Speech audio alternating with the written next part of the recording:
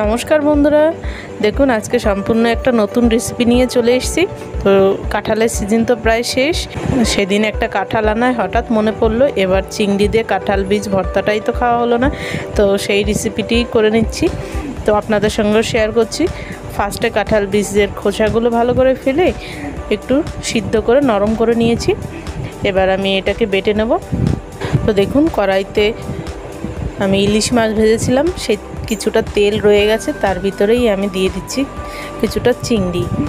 তো চিংড়িটাকে একটু হলুদ একটু নুন দিয়ে ভালো করে ভেজে তুলে নেব। চিংড়িটাকেও আমি বেটে নেব। চিংড়িটা তুলে ওই তেলেই দিয়ে দিলাম বেশ কিছুটা পেঁয়াজ।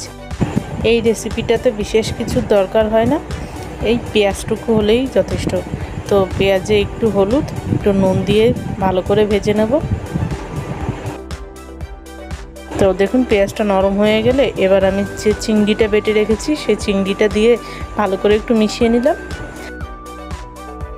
এবার দিয়ে দিচ্ছি সিদ্ধ করে রাখা কাঁঠাল বীজটা আমি বেটে নিয়ে এসেছি। এবার সেই বীজটা দিয়ে দিলাম, ভালো করে একটু মিশিয়ে নিতে হবে।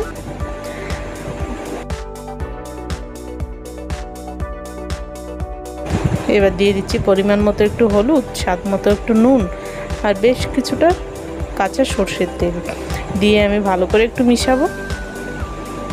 তো আমার ঘরে যেহেতু বাচ্চা আছে আমি ওর জন্য এই পর্যায়ে কিছুটা তুলে নিচ্ছি।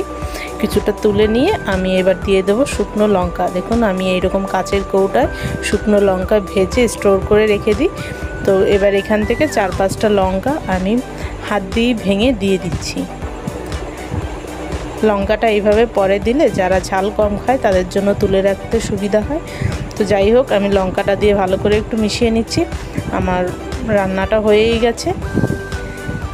খুব চটজলদি খুব সহজ একটা রেসিপি। তো এই রেসিপিটি আপনাদের কাছে কেমন লাগলো অবশ্যই কমেন্টে জানাবেন। ভালো লাগলে চ্যানেলটি সাবস্ক্রাইব করে পাশে থাকবেন।